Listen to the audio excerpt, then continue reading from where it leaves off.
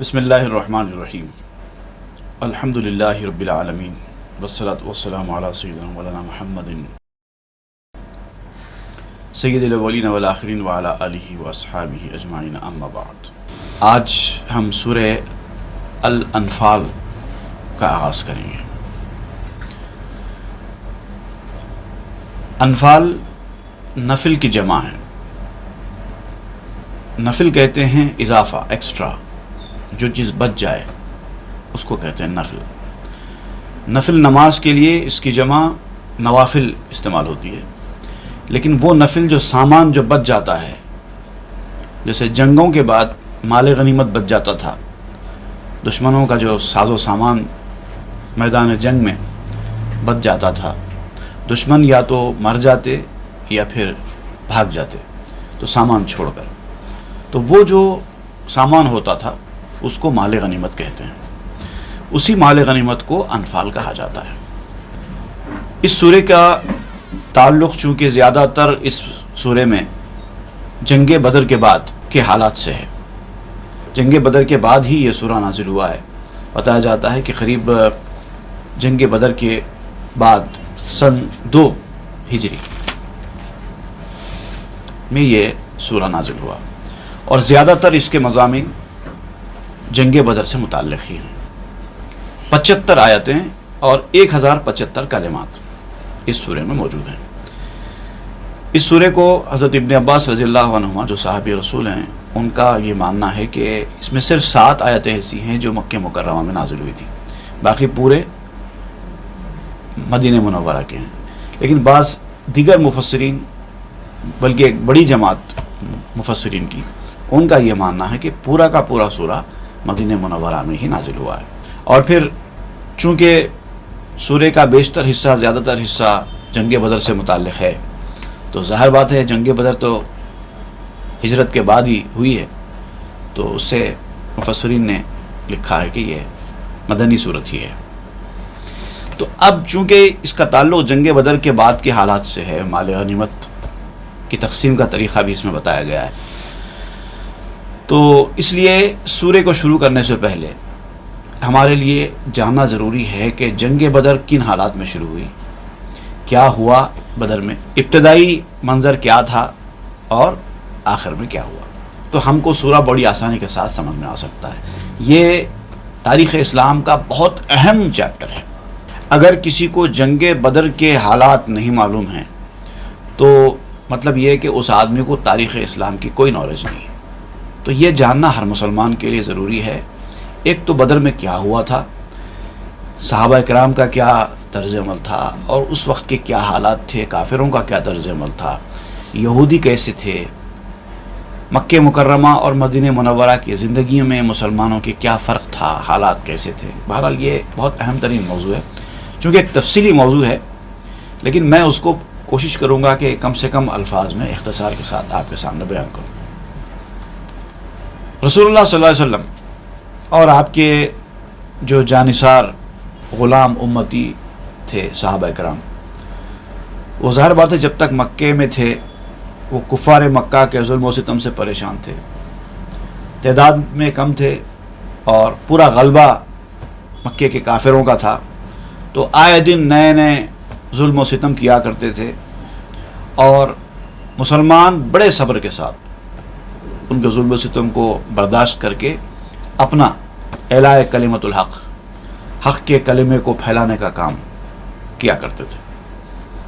یہ جو ان دونوں کے درمیان کشاکش تھی، ظاہر بات ہے کوئی برابری کی نہیں تھی۔ کفار مکہ ہر اعتبار سے مسلمانوں سے بہت آگے تھے، تعداد میں، ان کی جو ہے مال دولت میں، ہر اعتبار سے ان کا غلبہ تھا، اور مسلمان سہمے ہوئے، دبے ہوئے اس طرح سے رہتے تھے، لیکن قوت ایمانی ان کے پاس مضبوط تھی۔ اب ہوا یہ، اس کے بعد مکہ مکرمہ سے قریب 250-300 میل کے فاصلے پر ایک بستی تھی جس کو یثرب کہا جاتا تھا۔ یثرب کا مطلب ہے ایک ایسا علاقہ جہاں بیماریاں زیادہ ہوتی ہیں اور وہ علاقہ تھا جہاں پہ پہلے لوگ بہت بیماریاں ہوتے تھے تو لوگ زیادہ وہاں پر بستے نہیں تھے. جو پہلے سے بسے ہوئے کوئی وہاں جا کے بستا نہیں تھا کیونکہ بیماریوں کا علاقہ مانا جاتا تھا. البتہ ہوا یہ کہ حج کے دنوں میں یثرب سے کچھ لوگ مکہ مکرمہ آئے اور آنے کے بعد اسلام کی حقانیت کا ان کو پتہ چلا تو وہ مسلمان ہو گئے. اسی طریقے سے اعلان نبوت کے 12ویں سال یثرب کا ایک بہت مشہور قبیلہ تھا خزرج. اس قبیلے کے کچھ لوگ ایک قافلے کی شکل میں مکہ آئے تھے جو بتایا جاتا ہے کہ کچھ 70-75 آدمی تھے. سارے کے سارے وہ دائرہ اسلام میں داخل ہو گئے اور حضور صلی اللہ علیہ وسلم سے اپنی عقیدت محبت کا اظہار کیا اور پھر وہاں پر حالات دیکھے مکہ مکرمہ میں مسلمانوں کے ساتھ کیا حالات ہیں. اور چونکہ ان کا یثرب میں ان کا اپنا ٹھکانہ ان کا اپنا ایک اثر تھا تو انہوں نے ازراہ محبت اور خلوص حضور صلی اللہ علیہ وسلم سے درخواست کی کہ یہ لوگ بہت ستا رہے ہیں آپ لوگوں کو، بہتر یہ ہے کہ آپ ہجرت کر لیں اور ہماری بستی میں آ کے رہ جائیں، ہم ہر طریقے سے آپ کی مدد کریں گے. چنانچہ حضور صلی اللہ علیہ وسلم نے کافی غور و خوض کے بعد اللہ تعالیٰ کی اجازت سے مدینہ منورہ جو بعد میں نام پڑا اس یثرب کے شہر کا، حضور صلی اللہ علیہ وسلم نے اس کا نام بدل دیا. آپ جانے کے بعد یثرب کا نام حضور صلی اللہ علیہ وسلم نے بدل دیا. فرمایا کہ اب نہیں، اب یہ بیماریوں کا شہر نہیں ہے، اب تو یہ برکتوں والا شہر ہوگا. تو اس لیے آپ نے اس کا نام بدل دیا، مدینہ رکھ دیا. تو اب مکے کے یہ مظلوم مسلمان ہجرت کے بعد مدینہ طیبہ میں جمع ہو گئے. اب وہاں پر مدینہ منورہ میں 2 بڑے قبیلے تھے، ایک خزرج اور ایک اوس. اب چونکہ اس قبیلے کے کچھ لوگ بھی اسلام میں داخل ہو چکے تھے تو انہوں نے اپنے قبیلے میں اسلام کا پرچار شروع کر دیا. تو ہوتے ہوتے اسلام کی روشنی بہت ہی کم وقت میں پھیل گئی اور کافی بڑی تعداد میں لوگ دائرہ اسلام میں داخل ہونے لگے. تو جو کام مکے کی 13 سالہ زندگی میں نہیں ہوا تھا وہ یہاں مدینہ منورہ میں آ کر چند مہینوں میں ہو گیا. ایک بڑی جماعت مسلمانوں کی وہاں پر تیار ہو گئی.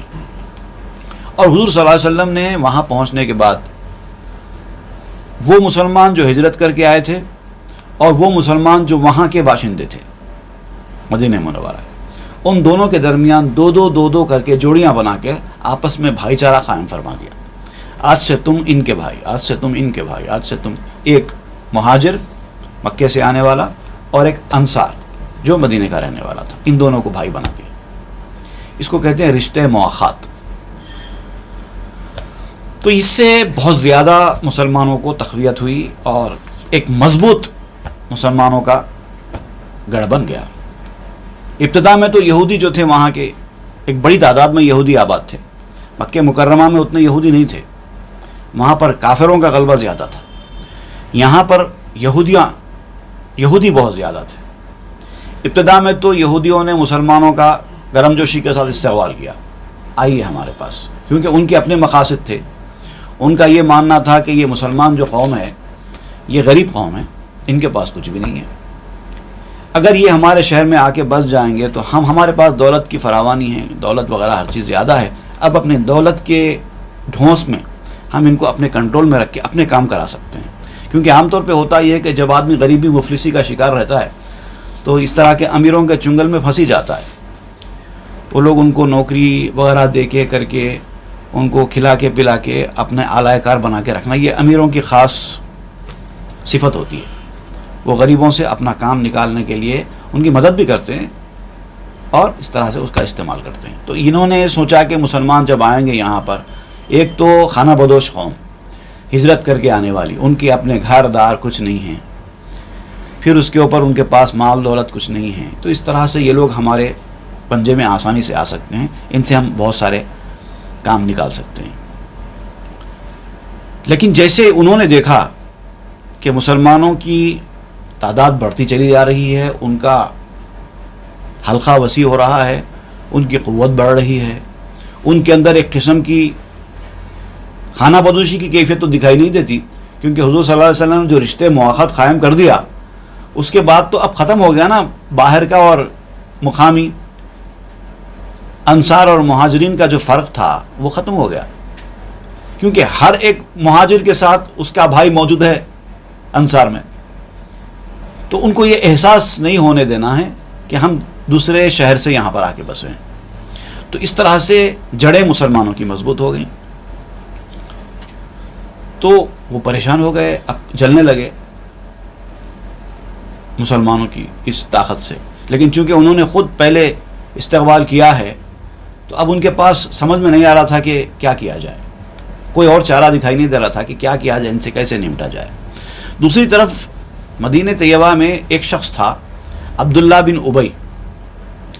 یہ اصل میں بڑا بااثر انسان تھا اس بستی کا، بہت زبردست طاقت والا انسان تھا، اور اس نے اپنے اثر سے، اپنی دولت سے اور جو کچھ طاقت اس کے پاس تھی اس کی بنیاد پر اس نے اپنے لیے اپنی حکومت قائم کرنے کے لیے ایک گراؤنڈ تیار کر لیا تھا پہلے کا پہلے. یعنی اس کو بادشاہ بنایا جانے والا تھا. اور یہ بھی بتایا جاتا ہے کہ ایک زرگر کے پاس، جو سونا بنانے والے جو ہوتے نا، زرگر کہتے ہیں اس کو، ہمارے پاس سونار کہتے ہیں، لیکن اصل میں سونا بنانے والے آدمی کو زرگر کہتے ہیں، گولڈ سمتھ. اس کے پاس اس کے لیے تاج بھی تیار ہو رہا تھا. اب جب وہ بادشاہت کا اپنی اعلان کرے گا کہ میں یثرب کا بادشاہ ہوں، تو اس کے لیے تاج وغیرہ وہ بھی تیار ہونا شروع ہو گیا تھا. لیکن جب یہ مسلمانوں کا یہ قافلہ یہاں پر آیا اور بس گیا اور ان کی تعداد دیکھتے کا دیکھتے بڑھنا شروع ہو گئی، اور انہوں نے اس عبداللہ بن ابی کو کوئی خطر میں لانا ہی گوارا نہیں کیا، لائٹ لے لیا. تو اب وہ پریشان ہو گیا، ساری امیدیں خاک میں مل گئیں اس کی. تو اس لیے کیا ہوا، اس کے دل میں مسلمانوں کے خلاف ایک دشمنی کا جذبہ، بغض کا جذبہ دل میں پروان چڑھنے لگا. یہ کیفیت مدینہ منورہ میں تھی. ایک طرف یہودیوں کے دل میں حسد کی آگ بڑھتی جا رہی تھی، اور ادھر عبداللہ بن ابی کے دل میں دشمنی کی آگ بڑھتی جا رہی تھی. تو یہ جو کیفیت تھی، ان تمام حالات سے مکے کے لوگ بے خبر نہیں تھے.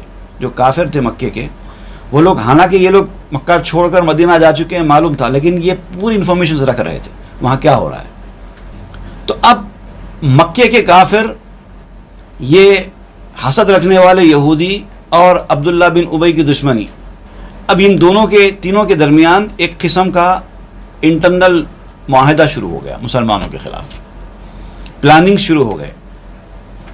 اب یہ لوگ آپ کے بھی دشمن، ہمارے بھی دشمن، ہم دونوں مل کے کارروائی کریں.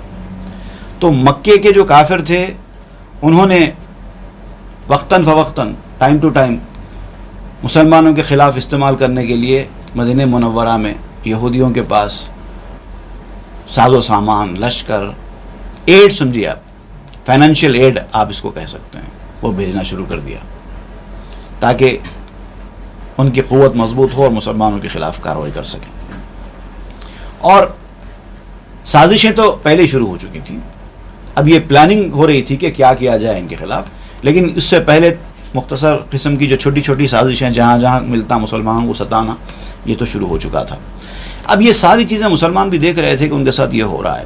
اب وہ لوگ ہاتھ پہ ہاتھ دھر کے بیٹھنے والے تو تھے نہیں.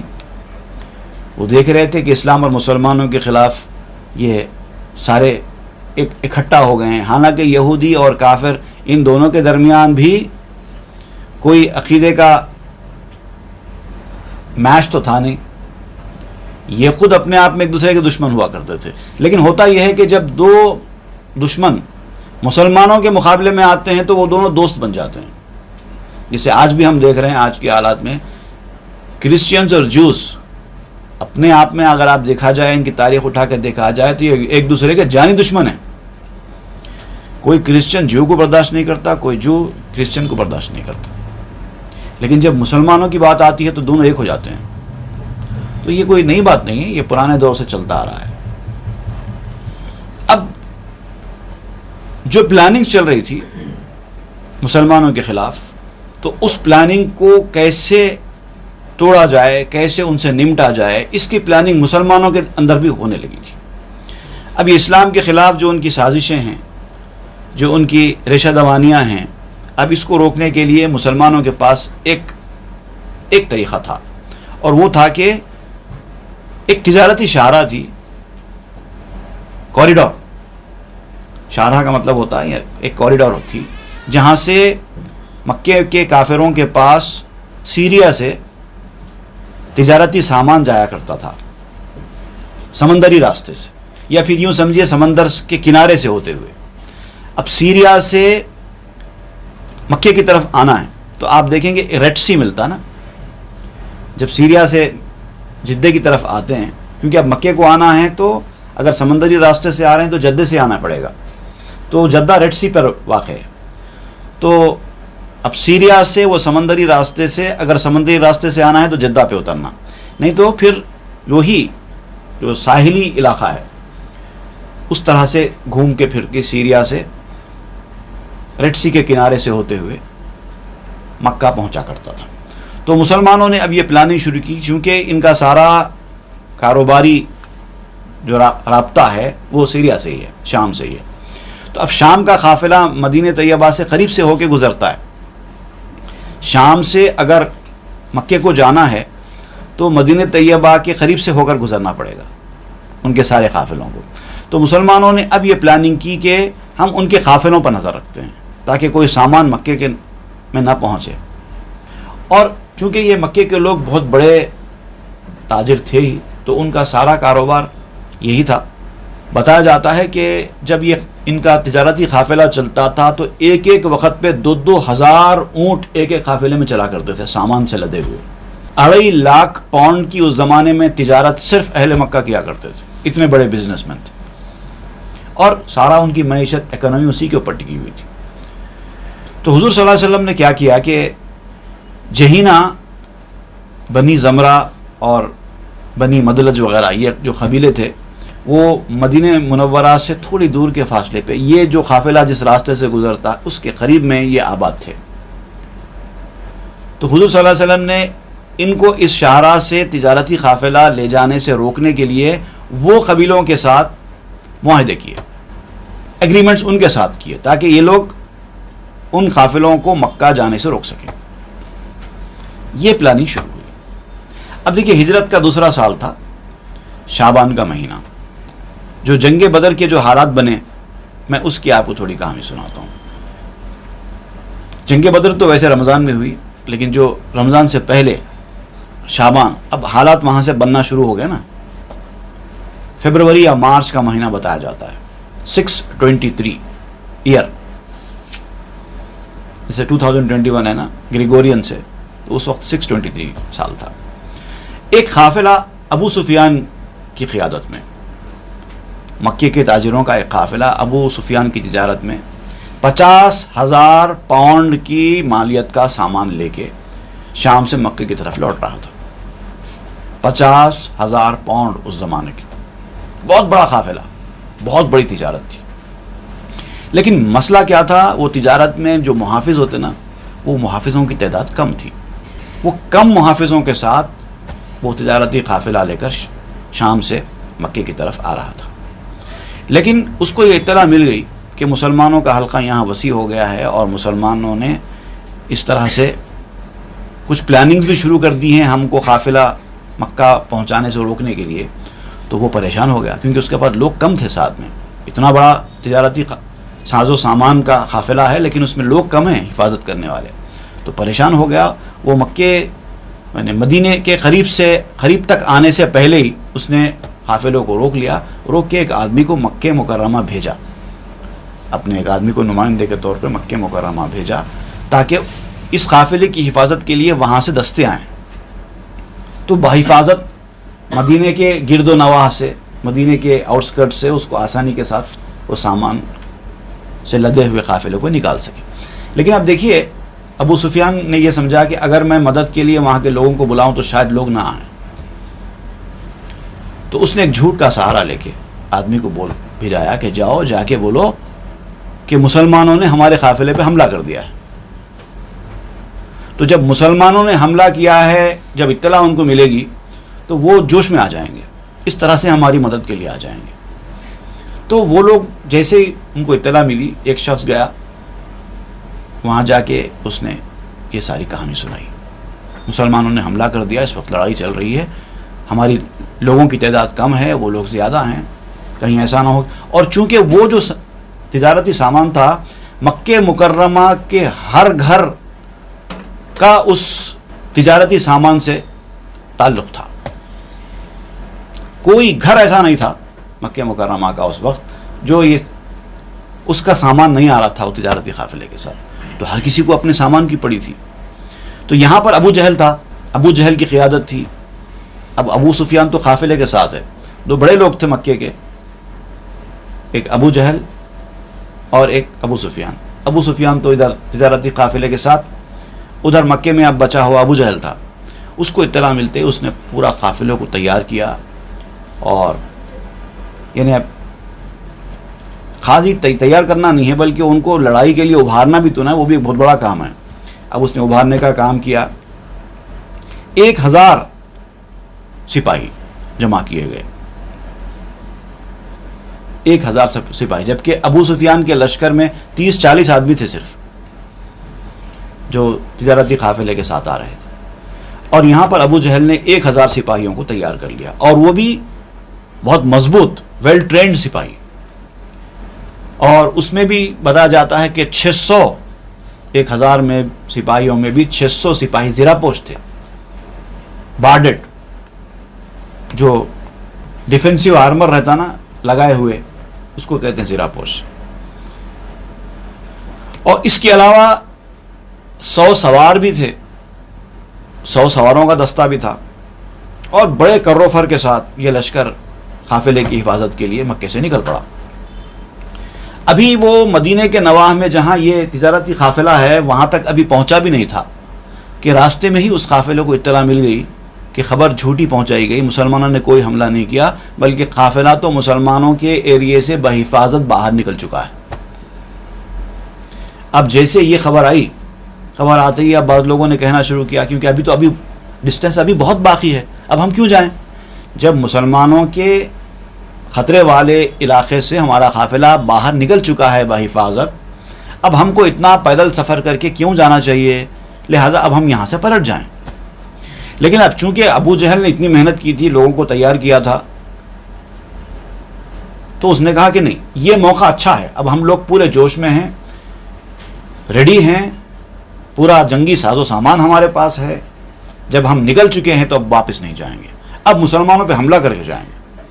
تو نہ رہے بانس نہ بجے بانسری, یہی موقع اچھا ہے, اس وقت ان کا صفایا کر دو. بہرحال اختلافات ہوئے لیکن پھر ابو جہل کی بات پر اتفاق ہو گیا اور سارے لوگ مدینے کی طرف نکل پڑے. اور ادھر حضور صلی اللہ علیہ وسلم جب آپ کو اطلاع ملی کہ قافلہ جا رہا ہے تو آپ قافلے کو روکنے کے لیے اپنے 313 ساتھیوں کے ساتھ مدینے سے باہر نکلے. اور اس میں قافلے میں 83 مہاجر, 61 قبیلے اوس کے افراد اور باقی کے 170 قبیلے خزرج کے انصار تھے. اب حضور صلی اللہ علیہ وسلم جب وادی زفران نام تھا, ایک وادی تھی اس کا نام زفران تھا, وادی زفران میں پہنچے تو وہاں پر حضور صلی اللہ علیہ وسلم کو اطلاع ملی کہ ابو جہل آ رہا ہے اپنے لشکر کے ساتھ, اور بہت بھاری جرار لشکر ہے, مکے سے مدینے کی طرف آنے کے لیے وہ نکل چکا ہے, راستے میں ابھی پہنچتا ہی ہوگا. اب مسلمانوں کے پاس اتنا وقت نہیں تھا کہ واپس مدینہ جا کے لوگوں کی تعداد کو بڑھائے یا جنگی, کیونکہ جنگ کا تو ارادہ ہی نہیں تھا نا مسلمانوں کا, اور نہ ان کے پاس ایسا کچھ اس وقت جنگی ساز و سامان تھا کہ وہ لے کے آئیں. بڑی حالت خراب تھی. اور ان کے پاس 313 لوگوں میں بھی جو محافظین تھے ان کی تعداد تو 30-40 تھی, لیکن اب وہ جو ابو جہل جو لشکر لے کر آ رہا تھا وہ تو 3 گنا زیادہ, کئی گنا زیادہ آپ کہہ سکتے ہیں اس کو. کوئی نسبت ہی نہیں تھی مسلمانوں کے لشکر میں اور ابو جہل کے لائے ہوئے لشکر میں مقابلے کی. لیکن حضور صلی اللہ علیہ وسلم سارے حالات کا گہرائی سے مطالعہ کر رہے تھے, جائزہ لے رہے تھے. اب حضور صلی اللہ علیہ وسلم کو یہ معلوم تھا کہ یہ وقت بڑا نازک ہے, اگر ہم نے کم تعداد ہونے کی وجہ سے کمزوری دکھائی تو پھر کافروں کے حوصلے تو اور بڑھ جائیں گے, اس کے بعد وہ چھوڑیں گے نہیں, طریقے سے ہم کو ستانے کی کوشش کریں گے اور اپنی کوششوں کو اور تیز کر دیں گے.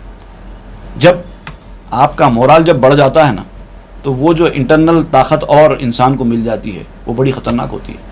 تو ان کے اس مورال کو بڑھنے نہیں دینا چاہیے, ورنہ مدینے میں بھی مسلمانوں کا جینا مشکل کر کے رکھ دیں گے. اب اس سے کیا ہوگا, اور ایک چیز کیا ہوگی, ایک طرف کافروں کے حوصلے بڑھ جائیں گے, دوسری طرف یہودی اور منافق جو مدینہ کے رہنے والے تھے وہ اب مسلمانوں سے جو اب تک سہم کے دوستی کے ساتھ رہ رہے تھے اب ان کے حوصلے بھی بڑھ جائیں گے اور وہ بھی دلیر ہو جائیں گے. یہ کیفیت تھی. تو اب یہاں ہم مدینے میں آئے ہیں, یہاں پر بھی پھر وہی کیفیت پیدا ہو جائے گی مکے کی طرح کی. تو اس لیے اب بہت ہی پلاننگ کے ساتھ کام کرنے کی ضرورت تھی, جرت ہمت کا مظاہرہ کرنا تھا اور کافروں سے ٹکر لینا ضروری معلوم ہو رہا تھا. لیکن حضور صلی اللہ علیہ وسلم کا ایک معمول شریف تھا کہ آپ حالانکہ سارے احکام اوپر سے ملا کرتے تھے, وما ینطق عن الہوا کی شان ہے, کچھ کہتے ہی نہیں ہے جب تک کہ اوپر سے کچھ حکم نہ آئے, کوئی فیصلہ کرتے ہی نہیں ہے اوپر سے کچھ حکم نہ آئے. لیکن آپ کا جو طریقہ آپ نے اختیار فرمایا, لوگوں کو بتایا کہ معاملات دنیا میں اجتماعی معاملات کیسے طے ہوتے ہیں, تو آپ نے ایک مجلس مشاورت بلائی صحابہ کی, مجلس شورا میٹنگ, آپ اس کو ان شارٹ سمجھنے کے لیے بولیے ایڈوائزری میٹنگ. تمام صحابہ کرام کی ایک میٹنگ منعقد کی جس میں انصار مہاجرین سارے شریک تھے, اور حضور صلی اللہ علیہ وسلم نے ان سب کو بلا کر ان کے سامنے سارے احوال رکھ دیے. دیکھو ایسا ہو رہا ہے, ایسا ہو رہا ہے, ایسا ہو رہا ہے, ایسا ہو رہا ہے. اب تم لوگ اس بارے میں کہو کہ کیا ہم کو کرنا چاہیے. حضرت ابوبکر صدیق, حضرت عمر فاروق یہ تو جوشیلے مسلمان تھے, فوری اٹھ کھڑے ہو گئے, کہنے لگے یا رسول اللہ ہم مقابلہ کریں گے. حضرت مقداد بن عمر رضی اللہ عنہ آپ بھی کھڑے ہوئے, کہنے لگے یا رسول اللہ جیسے اللہ کا حکم ہے ویسے ہم کام کریں گے, ہم تو آپ کے ساتھ ہیں. اب آپ نے حضور سے عرض کیا کہ وہ موسیٰ علیہ السلام کے دور میں ایک بنی اسرائیل کی قوم بھی تھی, جب ان کے ساتھ ایسا معاملہ ہوا تھا, ایک بڑے لشکر کے ساتھ ان کے مقابلے کا وقت آیا تھا, تو آخری وقت پہ ان کے پیر لڑکھڑا گئے تھے, انہوں نے موسیٰ علیہ السلام کو چھوڑ کر یہ کہہ دیا تھا کہ جاؤ آپ اور آپ کا اللہ جا کے دونوں سے مقابلہ کرو, ہم سے نہیں ہو سکتا. یہ تو موت کے منہ میں جانے والی بات ہے, ہزاروں کا لشکر ہے, ہمارے پاس گنتی کے چند لوگ ہیں, کیسے مقابلہ کریں گے. ایسا انہوں نے کہا تھا, لیکن ہم ایسا کہنے والے نہیں ہیں. آپ کا جو حکم ہوگا ہم کریں گے. تو پھر ان سے جب یہ بات سنی حضور صلی اللہ علیہ وسلم نے, پھر آپ آگے بڑھ کے مخاطب ہوئے, اشیرو علیہ ایھا الناس, لوگوں تم لوگ بھی اپنی اپنی رائے دو. بھئی یہ ایک دو لوگوں کی بات پہ میں فیصلہ نہیں کروں گا اتنا بڑا, تم لوگ بھی اپنا مشورہ دو. تو اتنے میں کیا ہوا کہ حضرت سعد بن معاذ یہ انصار کے نمائندہ تھے. جب مہاجرین حضرت ابو بکر, حضرت عمر اور حضرت مقداد بن عمر یہ سارے مہاجر صحابہ تھے, ان کا تو مشورہ سامنے آ گیا, ان کی رائے تو سامنے آ چکی تھی, لیکن پھر بھی حضور پوچھ رہے تھے اشیرو علیہ ایھا الناس, اور لوگوں تم بھی مشورہ دو. تو انہوں نے سمجھا کہ شاید حضور صلی اللہ علیہ وسلم انصار کے نمائندے کی رائے بھی جاننا چاہتے ہیں. تو اس وقت آپ کھڑے ہو کر عرض کرنے لگے, اے اللہ کے رسول آپ ہماری رائے پوچھ رہے ہیں, ہماری رائے؟ تو حضور نے فرمایا ہاں تمہاری رائے پوچھ رہا ہوں. تو سعد نے عرض کیا ہم آپ پر ایمان لائے, آپ کی تصدیق کی اور اس بات کی گواہی دی کہ آپ جو لائے ہیں وہ حق ہے, اور آپ کی کامل اطاعت کرنے کا ہم نے پختہ وعدہ کر رکھا ہے. آپ جدھر چلنا چاہتے چلیے, جو کرنا چاہتے کریے, یہ تو ہماری ذمہ داری, ہمارا فرض ہے کہ آپ کے پیچھے پیچھے رہیں. قسم خدا کی جس نے آپ کو نبی برحق بنا کر بھیجا ہے, آپ ہم کو سمندر میں کودنے کا بھی حکم دے دیں گے تو ہم اس کے لیے بھی تیار ہیں, ہم چھلانگ لگا دیں گے اور کوئی بھی پیچھے نہیں ہٹے گا. جب حضور صلی اللہ علیہ وسلم نے صحابہ کرام کی یہ جاں فشانی, یہ جوش, یہ جذبہ ایمانی, اس کو آپ نے ملاحظہ فرمایا, تو آپ نے پھر فرمایا کہ ہاں چلو ہم بدر کے مقام پر جائیں گے, وہاں پر اپنا خیمہ گاڑیں گے. اب دوسرے دن, اب رمضان کا مہینہ آ چکا تھا, اب دوسرے دن یہ مقابلہ ہونے والا تھا. اب دیکھیے رات میں کیا ہوا. ایک مقام پر ٹینٹس لگا دیے گئے, سارے لوگ مسلمان ان ٹینٹسوں میں جا کر رات گزارنے کے لیے وہاں پر بیٹھ گئے. حضور صلی اللہ علیہ وسلم اپنے بعض صحابہ کو ساتھ لے کر میدان جنگ میں, جہاں اب لڑائی ہونے والی ہے نا, جنگ ہونے والی ہے, وہاں ایک ایک چپے پہ تشریف لے گئے. وہاں پر ہر چیز کا جائزہ لینے لگے, کہاں سے کافر حملہ کر سکتے ہیں, کہاں سے کیا ہو سکتا ہے, کہاں سے کیا ہو سکتا ہے. پورے میدان کا آپ نے چکر لگایا. اور پھر اس چکر لگانے کے دوران اب دیکھیے حضور صلی اللہ علیہ وسلم نے جو اپنا معجزہ بھی دکھایا. اس دوران, اس چکر لگانے کے دوران ایک ایک مقام پہ آپ کھڑے ہو جاتے اور وہاں پر ایک مارک کر دیتے, کر کے بولتے ابو جہل یہاں, یہ فلاں کے گرنے کی جگہ ہے, یہ فلاں کے مرنے کی جگہ ہے. سارے صحابہ تو رات بھر سوتے رہے, کیونکہ اب صبح جنگ کرنا ہے تو فریش ہونے کے لیے نیند ضروری تھی. سارے لوگ سوتے, لیکن حضور صلی اللہ علیہ وسلم رات بھر نہیں سوئے, وہ جاگتے رہے. اب پوری رات اللہ تعالیٰ کے حضور دعاؤں میں آپ نے گزار دی, مسلمانوں کی کامیابی اور اسلام کی مدد و نصرت کے لیے. صبح ہوئی تو آپ خود بنفس نفیس میدان جنگ میں تشریف لے گئے, جا کے مسلمانوں کی صفوں کو درست کیا, ڈائریکشنز دینے شروع کیے کہ یہاں سے یہ ٹھہریں گے, ایسا کریں گے, ویسا کریں گے, صفیں ایسی بنائی جائیں گی, ایسی بنائی جائیں گی. اور ادھر کافروں کا لشکر بھی اپنی تیاریوں میں مصروف تھا, اور اس تیاریوں کو بھی حضور صلی اللہ علیہ وسلم ملاحظہ کر رہے تھے کہ کافر کیا تیاریاں کر رہے ہیں. لیکن اب چونکہ آپ دیکھ رہے ہیں کہ ایک طرف 313 مسلمان ہیں جملہ, نہ ان کے پاس زیادہ ساز و سامان لڑائی کا, نہ ان کے پاس زرہ, نہ ان کے پاس گاڑیاں, نہ ان کے پاس گھوڑے, اور ادھر دیکھو آپ ایک بڑا لشکر جرار ہے, وہ اپنی تیاریاں کر رہا ہے. ایک طرف کافروں کی 3 گنا زیادہ قوت, دوسری طرف مسلمانوں کی بے بسی. یہ منظر بھی آپ نے ملاحظہ فرمایا. پھر واپس آپ اپنے ٹینٹ میں تشریف لائے اور پھر اللہ تعالیٰ کے حضور سر جھکا دیا. اب معروضہ کرنے لگے, اے اللہ, یہ جو تیرے سامنے یہ قریش کے کفار ہیں, یہ غرور, نخوت, تکبر, اس کے نشے میں ہم سے مقابلہ کرنے کے لیے آئے ہوئے ہیں, اور ان کا مقصد تیرے رسول کو جھٹلانا ہے, ان کی اس مشن کو نقصان پہنچانا ہے. اے اللہ, تو نے ایک مدد کا وعدہ ہم سے فرمایا ہے, اگر اس وقت یہ مدد آ جائے تو اس سے اسلام اور مسلمانوں کا بھلا ہو جائے گا. اگر ان مٹھی بھر مسلمانوں کو تو نے ہلاک ہونے دے دیا آج کے اس حالات میں, تو پھر تیرا نام لینے والا روئے زمین پر کوئی باقی نہیں رہے گا, عبادت کرنے والا. اب یہی ایک خاص وقت ہے کہ تیری مدد کی ضرورت ہے. تو رمضان شریف کی 17 تاریخ جمعہ کا دن تھا. عجیب قسم کی جنگ ہوئی. وہ لشکر جرار ایک طرف, 313 مسلمان ایک طرف. اسی کیفیت کو میں نے ایک شعر میں بیان کیا, لشکر جرار سارا 9 2 11 ہو گیا, 313 نے مل کر 3 13 کر دیا. ایک طرف باطل کی قوت, اور وہ بھی پوری اسٹرینتھ کے ساتھ, مسلح, پورے اسلحہ کے ساتھ لیس, اور ایک طرف حق لیکن بے سر و سامان, کچھ بھی نہیں ہے ساتھ میں. یہ ہے جنگ بدر کا واقعہ. اب آگے ہم اور پڑھیں گے, آگے سورہ میں جو تفصیل سے بیان کیا جا رہا ہے کہ کس طرح رسول اللہ کی اس دعا کو اللہ تعالیٰ نے مقبول فرمایا, اور آسمان سے اللہ تعالیٰ نے ٹکڑیوں کی شکل میں فرشتوں کو روانہ فرمایا, اور فرشتوں نے جنگ میں حصہ لیا. اب ظاہر بات ہے یہ فرشتے ان کافروں کو نظر تو نہیں آ رہے تھے, اب کافر پریشان تھے کہ ان کے اوپر حملہ کون کر رہا ہے. حیرت انگیز لڑائی ہوئی, کافروں کے ہوش ٹھکانے آ گئے. سووں کافر, سینکڑوں کافر شہید ہو گئے, کچھ لوگ بھاگ کھڑے ہوئے, سمجھ میں نہیں آ رہا تھا کہ ان کو یہ کیا ہو رہا ہے. یہ اللہ تعالیٰ نے ایک اپنے فضل و کرم کا ایک نمونہ دکھایا.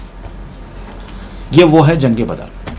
اب یوں تو اور بھی بہت ساری باتیں اس بیان کرنے کی. میں سمجھتا ہوں کہ ہم کو یہ سورہ پڑھنے سے پہلے اتنی نالج جو ضروری تھی وہ میں نے آپ کو سنا دی. اب یہاں پر سورہ شروع ہوتا ہے. اعوذ باللہ من الشیطان الرجیم. یسألونک عن الانفال. اب یہ ہوا کیا دیکھیے آپ, چونکہ یہ انفال مال غنیمت سے متعلق ہے, تو بدر کے بعد چونکہ کافر لڑکھڑا گئے, کئی شہید ہو گئے, کئی تو بھاگ کھڑے ہوئے سامان چھوڑ کر, تو اب یہ سارا سامان کافروں کا جو بچ گیا تھا. پہلے کے دور میں اسلام کی تعلیمات آنے سے پہلے جب لڑائیاں ہوتی تھیں تو کیا ہوتا تھا کہ لوگ مال غنیمت پر ٹوٹ پڑتے تھے, جس کو جو ہاتھ ملا لے کے بھاگ جاتا تھا. ایسا طریقہ تھا. اب یہاں چونکہ اسلام کی روشنی آ گئی ہے, اب ہر چیز پوچھ کے کرنا ہے. پہلے جب جاہلیت میں تھے تو اپنی مرضی کی کرتے تھے, لڑائی جھگڑا ظلم سب چلتا تھا, لیکن اب تو نہیں ہو سکتا نا. اب تو اپنے آپ کو بیچ چکے ہیں, اب اپنی مرضی کہاں چلے گی. جو حکم ہوگا تو حکم کا انتظار کرنے لگے کہ اب اس مال کو کیا کیا جائے, کیسے تقسیم کیا جائے. تو ان حالات میں یہ آیت نازل ہوئی.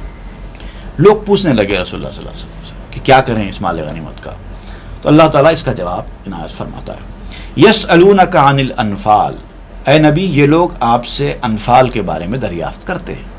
اس مال کا کیا کیا جائے, کس کو تقسیم کیا جائے, کیسے تقسیم کیا جائے, تاکہ کوئی جھگڑا نہ ہو, مال کو حاصل کرنے میں آپس میں جھگڑا نہ ہونے پائے.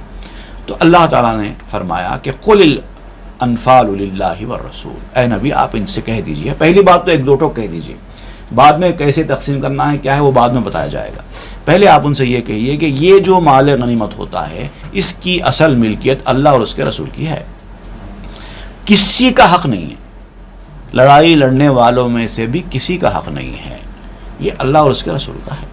تو پہلے تو یہ پورا مال لے کے آ کے رسول اللہ کے حوالے کر دینا چاہیے, بعد میں رسول اللہ جس کو تقسیم کریں. تو ڈسپلن کا جو طریقہ بتایا گیا ہے, لیڈرشپ میں کیا ہونا چاہیے, پہلے سبمٹ کر دیں, اب آپ کریں کیا کریں, کس کو دیتے جائیں. تو لڑائی جھگڑا ختم, پہلے ہی معاملے میں جھگڑا ختم. میرا حق تیرا حق, ان کو کم ملا ان کو زیادہ ملا کا تو معاملہ ہی نہیں ہے, ہی نہیں تمہارا. یہ تو اللہ اور اس کے رسول کا ہے. قل الانفال للہ والرسول. آپ فرما دیجئے کہ غنیمتوں کے مالک تو اللہ اور اس کے رسول ہیں. فاتقوا اللہ واصلحوا ذات بینکم. اب تمہارا کام یہ ہے کہ اللہ سے ڈرتے رہو اور اپنی باہمی معاملات میں میوچول جو امور ہوتے ہیں اس میں بھی اصلاح کا طریقہ اختیار کرو, مصالحت کا طریقہ اختیار کرو. لڑائی جھگڑا نہیں, مصالحتی طرز عمل ہونا چاہیے, اپنی اصلاح کرنا. وَأَطِیعُوا اللَّهَ وَرَسُولَهُ إِن كُنتُم مُؤْمِنِينَ. اگر تم مومن ہو تو تمہاری ذمہ داری ہے اللہ اور اس کے رسول جو کہیں اس پہ تعمیل کریں. انما المؤمنون الذين اذا ذكر الله وجلت قلوبهم واذا تليت عليهم آياته زادتهم ایمانا وعلى ربهم يتوکلون. اب دیکھیے مسلمان ایمان والوں کی ایک خاص صفت یہاں پر بیان کی جا رہی ہے. مسلمانوں کو یاد دلایا جا رہا ہے کہ تم لوگ اہل ایمان ہو تو تمہاری اپنی کیا ذمہ داریاں ہیں وہ تم کو پہلے توجہ دینی چاہیے. یہ چونکہ اللہ اور اس کے رسول کا معاملہ ہے, انفال مال غنیمت, یہ ان پر چھوڑ دو, یہ ان پر چھوڑ دو. تمہاری کیا ذمہ داری ہے, تم کو کیا کرنا ہے, اس پر توجہ دو. فرمایا انما المؤمنون, سچے ایمان والے صرف وہی ہیں الذین اذا ذکر اللہ, وہ لوگ جن کے سامنے جب اللہ کا ذکر کیا جاتا ہے وجلت قلوبہم, ان کے دل کانپنے لگتے ہیں, لرز جاتے ہیں, رقت طاری ہو جاتی ہے, رونے لگتے ہیں. اللہ کا ذکر آتا ہے, اللہ کے رسول کا ذکر آتا ہے, ان سے محبت ان کی نسبت کی بات ہوتی ہے, آنکھوں میں آنسو آ جاتے ہیں, رونے لگتے ہیں, ان کا دل نرم پڑ جاتا ہے. کبھی خوف کے مارے کانپ جاتے ہیں اور کبھی محبت کے مارے آنسو بہانے لگتے ہیں. وَإِذَا تُلِيَتْ عَلَيْهِمْ آيَاتُهُ, اور جب اللہ کی آیتیں ان کو پڑھ کر سنائی جاتی ہیں, زَادَتْهُمْ ایمانا, ان کے ایمان میں اور اضافہ ہو جاتا ہے. جب آیتیں ان کے سامنے سنائی جاتی ہیں, جب اللہ کے احکام اللہ کا ذکر ان کے سامنے ہوتا رہتا ہے, ان کے ایمان میں زیادتی ہوتی جاتی ہے۔ تو اب اس سے معلوم یہ ہے کہ ایمان وہ چیز ہے جس میں کمی زیادتی ہوتی ہے۔ زادتہم ایمانا قرآن میں آیا، اللہ کی آیتیں ان کے ایمان کو بڑھا دیتی ہیں۔ وَعَلَىٰ رَبِّهِمْ يَتَوَكَّلُونَ، اور ان کی یہ خاص صفت ہے کہ وہ ہر معاملے میں اپنے رب پر بھروسہ کرتے ہیں۔ الَّذِينَ يُقِيمُونَ الصَّلَاةَ وَمِمَّا رَزَقْنَاهُمْ يُنْفِقُونَ، اور یہ وہ لوگ ہیں جو نماز کو اپنے وقت پر صحیح طریقے سے بتائے ہوئے طریقے کے مطابق ادا کرتے ہیں، اور جو کچھ ہم نے ان کو دیا ہے مال دولت رزق وغیرہ، اس میں سے وہ اللہ کی راہ میں خرچ کرتے رہتے ہیں۔ یہ ان کے اوصاف ہیں، یہ ان کا طریقہ ہے۔ ان کا کام مال غنیمت لوٹنا نہیں ہے، بلکہ الٹا اللہ کی راہ میں اپنے مال میں سے خرچ کرنا ہے۔ تو تم اس پر توجہ دو، اور تم کو جو مال غنیمت ملنا ہے اللہ کے رسول نے تمہارے لیے اگر کچھ مقرر کیا وہ تم کو مل جائے گا۔ تمہاری توجہ ادھر نہیں ہونی ہے، تمہاری توجہ ادھر ہونی ہے۔ اولئک ھم المؤمنون حقا، یہی لوگ، ان کوالٹیز والے لوگ ہی سچے مومن ہیں۔ اگر تم اپنے آپ کو سچے مومنین میں داخل کرنا چاہتے ہو تو تم اپنے اندر یہ صفات پیدا کرو۔ لہم درجات عند ربہم ومغفرۃ ورزق کریم، اور انہی کے لیے ان کے رب کے پاس درجے ہیں، بخشش ہے، اور وہ روٹی ہے، وہ رزق ہے جو اللہ تعالیٰ ان کو باعزت روٹی، باعزت کرامت والی روٹی، عزت والی روٹی، عزت والا رزق اللہ تعالیٰ ان کو دے گا۔ اب وہ جو رزق ہے وہ آخرت کا رزق ہے، اس رزق کی طرف تم توجہ کرو۔ یہ جو ہے دنیا والا معاملہ یہ نہیں، یہ جتنا ملنا ہے مل جائے گا۔ اب مال غنیمت جب حاصل ہوگا، رسول اللہ صلی اللہ علیہ وسلم کے پاس پہنچے گا، رسول اللہ صلی اللہ علیہ وسلم خود جس کو جو دینا ہے دے دیں گے، اور جتنا مل گیا لے لو۔ یہ تمہارا کام نہیں ہے، اس پر توجہ مت کرو، اس پر توجہ کرو۔ وہ رزق ہے تم کو حاصل کرنا ہے، اس کی کوشش کرنی ہے۔ تو اب یہ رکوع ختم نہیں ہوا ہے، مگر میں آج گفتگو یہیں پر روکتا ہوں، کیونکہ ابتدا میں ہم تعارفی طور پر کافی تفصیلی بیان پڑھ چکے ہیں۔ انشاءاللہ باقی کی آیتیں ہم آئندہ کے درس میں پڑھیں گے۔ صدق اللہ العظیم وصدق رسول النبی الامین الکریم ونحن علی ذلک من الشاہدین والشاکرین، آمین والحمد للہ رب العالمین۔